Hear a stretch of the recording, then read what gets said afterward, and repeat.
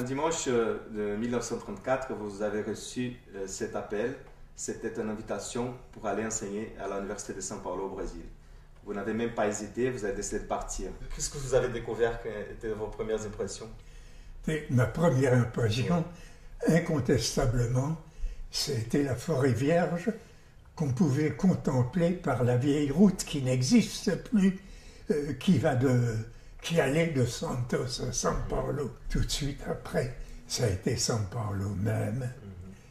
São Paulo qui, à cette époque, atteignait tout juste le million d'habitants et qui était pour partie une ville restée à demi coloniale et pour partie une ville déjà trépidante d'activités commerciales et industrielles.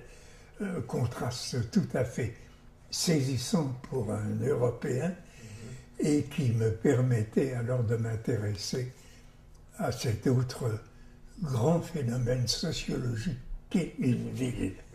Le premier sujet d'étude que je proposais à mes étudiants, c'était d'écrire une monographie de leur quartier, de leur rue, qui étaient des objets ethnographiques, à mes yeux, tout à fait passionnants. Et vous dites que le Brésil a été l'expérience la plus importante de votre vie. Pourquoi? J'étais jeune.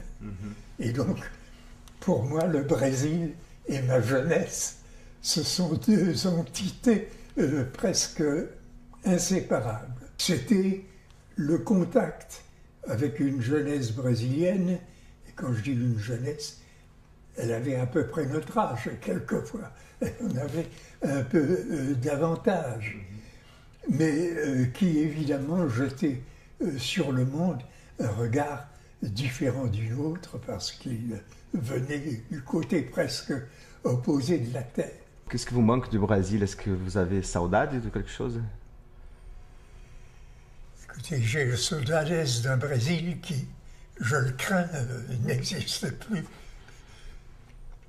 Pas plus que les années de jeunesse que j'ai passées, qui se sont irrémédiablement révolues. Mais enfin, ça, c'est la vie.